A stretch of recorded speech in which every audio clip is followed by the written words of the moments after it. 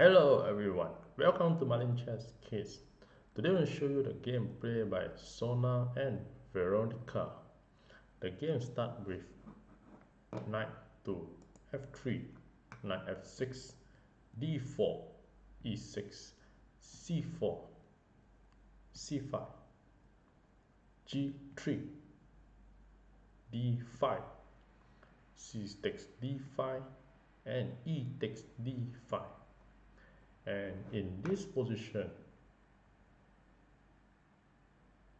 the white is slightly better.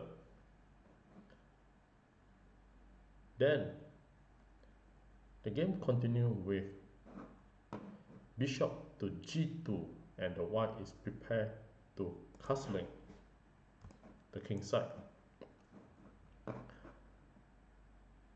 Black play knight c6, then knight to c3, bishop e7, and also now the black prepared to castling king side. Then white castling and black castling, and here white continue to develop by pushing e3 pawn, and now the black play bishop to g4, pinning the knight, and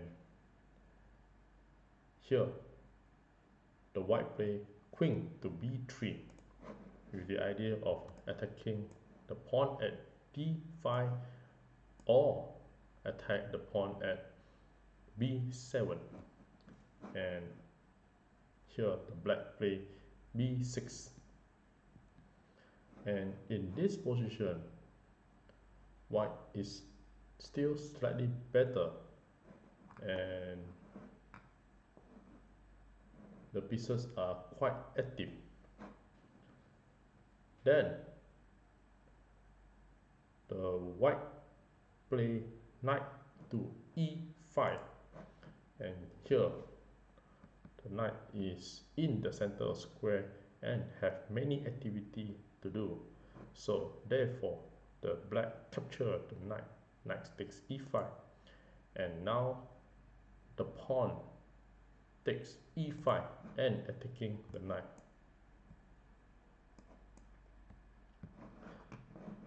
So in this position,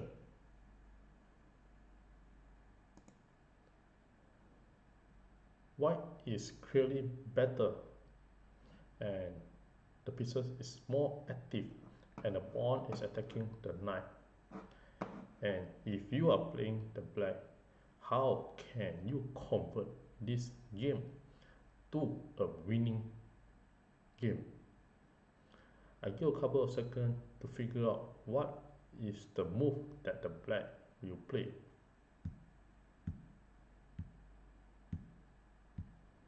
Well, congratulations for those who found the answer, and for those who like to enjoy the show, here are the moves that the black play and the critical path.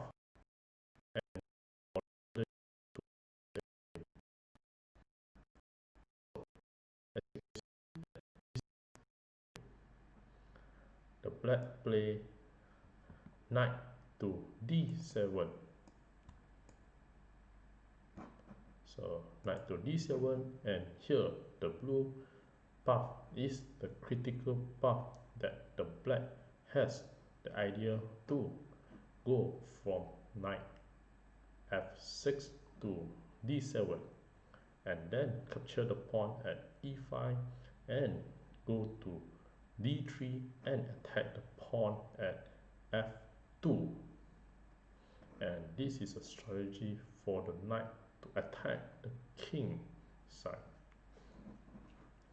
So knight, then the white continue to play knight takes d5, capture the pawn, and now the knight recapture again the pawn at e5, and then the white continue to play f3, attacking the bishop. So now the bishop return to e6, and pinning the knight. And this is one of the great ideas, so that the knight cannot be moved. So then the white play e4 to protect the knight. And in this position also, white can also play f4, attack the knight. And if the knight back to c6, then the knight can capture the bishop and check the king. Then later you can move the queen to a3 or any other place. For example, knight takes e7 and knight takes e7, then the queen are freely to move to any of the green square. For example, you can move to here. So in the actual game, after bishop e6, then the white play e4, protecting the knight. And now the black continue to attack with the pawn c4, and this is to attack the queen. Then the knight takes e7 and check, and queen takes the knight, queen takes e7. Then the queen run away to queen c3, and now the queen is attacking the knight again. And the knight now is a very strong and go to knight d3. As mentioned, this is one of the critical path, and now the knight is able to control the f2 square, and this knight is protected by the pawn. Then the white play b3 to attack the pawn, and if the pawn capture the b3 pawn, then the queen can just capture the knight.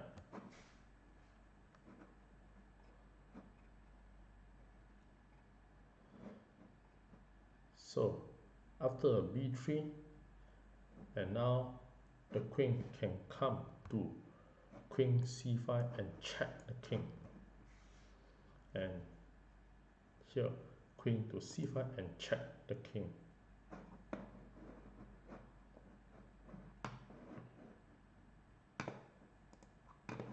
Then the king moved to king h1, and then now the knight continue to go to f2 and check the king, and the rook cannot take. If the rook capture the knight, then the black will win in the exchange. So knight f2, check the king, and if the rook capture the knight, then queen capture, and the black will be winning the material. So in the actual game, after knight f2 check, white move to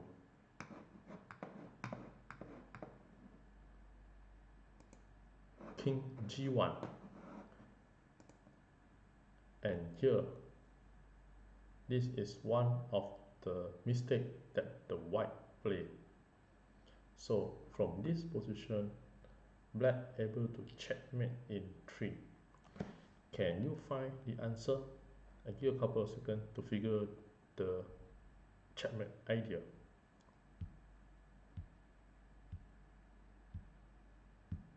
Well, congratulations for those who found the answer, and for those who like to enjoy the show, here are the checkmate pattern that the black can play. The black play knight to h3, and here you have a open check. The queen is check the king, and the knight is check the king as well. And here you have a double check. Then king to h1, and now you have a very fantastic move, that is the sacrifice of the queen. Queen g1 and check the king, and here the king do not have any space to escape. Therefore, the only move that the white can play is to use to capture the queen. So after rook capture the queen,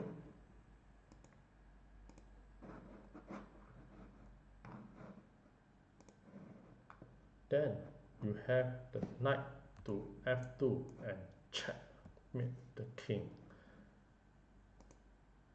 And this checkmate pattern is called the smothered mate.